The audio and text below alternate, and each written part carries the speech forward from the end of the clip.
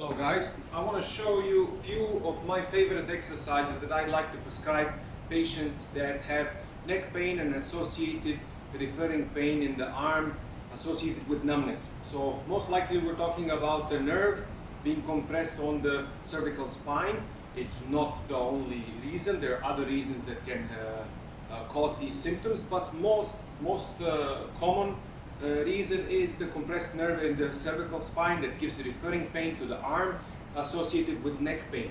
So these are my favorite exercises I like to prescribe to those patients. Let me just make one note that exercise that cause symptom provocation should not be done, and when it comes to positioning, sleeping and spending daily activities, you should find a position that gives you relief.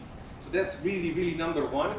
Because if you keep spending time in a position that causes you pain, no matter what you do of treatment and exercises, you're gonna keep provoking the same response. So avoid provocation, make sure you take care of the position that you spend time in, so sleep and sit and spend time in a position that does not cause you any pain. So let's go to the exercises. One, it can be associated with a little bit of stretching of the pectoral group and the front of your shoulder. So you apply a bit of stretching and trunk rotation to the opposite side. Anchor your arm somewhere sideways, maybe on the frame of the door.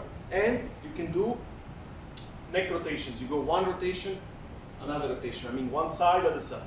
So you can do 10 of those. As well, what you can do side bending with the same position. You can do 10 of these on each side. Choose the exercise that doesn't cause you pain, okay? Second, actually third, you can do wrist extension, and 90 degrees is the target. So when I say target means ultimately you reach to this point. You don't have to start there. You can start at 45 degrees. Put your palm against the wall, 45 degrees, and you can do the neck side bending, lateral flexions, right? You can do it like this 10 times on each side, or you can do a little bit of prolonged static stretch. You spend a little bit more time. As well, the same stretch, you can do rotations. You can do one or the other depending which one is more comfortable, which one does not give you symptoms. So if this gives you symptoms, do the lateral flexion and vice versa. Okay? Third thing would be the neck protractions. So of course you put your shoulder blades back, you push your neck forward and backwards. So you're going to play within the range that does not cause you symptoms. So if you go all the way out in protraction and that gives you a flare-up of symptoms, you should not go all the way. Go back 20% and play within the range that you have no pain. Same goes for retraction. So protraction, retraction, same thing. So don't push if it produces your symptoms. Play within the zone that does not cause any symptoms.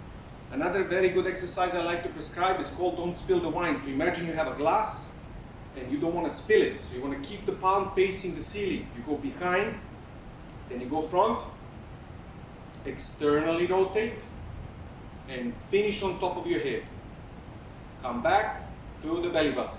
So from the belly button you go back, you go front, you watch not to spill the wine, then you go external rotation, bring the hand out and come here on the top. Then you can come back down on the stomach and you repeat this 10 times.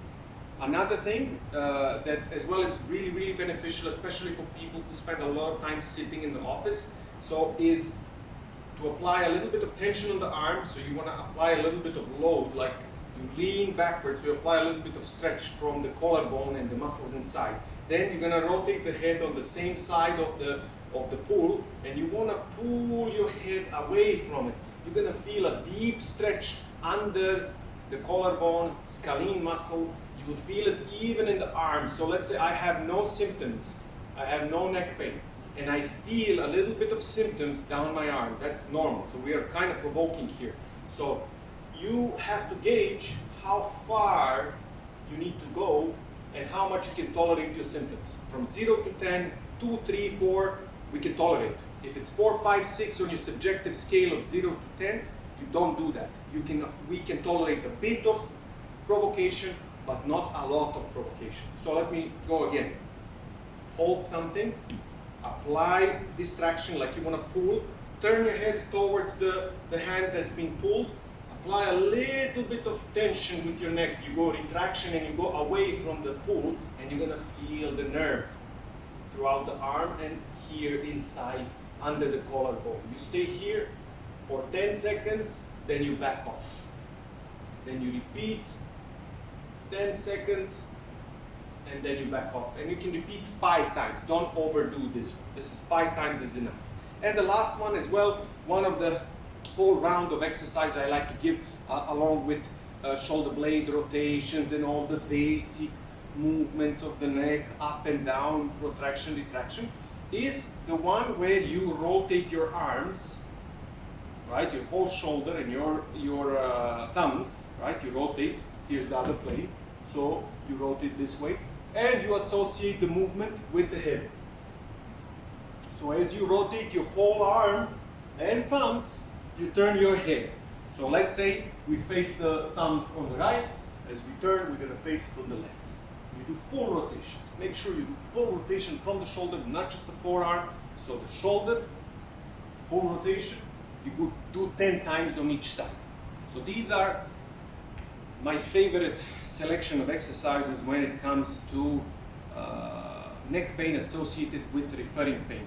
Of course, some of these will cause you pain and increase your symptoms. You have to choose the ones that do not provoke pain. And if it does provoke pain, it should be minimal. So from 0 to 10, 2 to 3. Anything more than that, you should consult somebody definitely to do a little bit thorough assessment. Try with these exercises. If it feels better, great.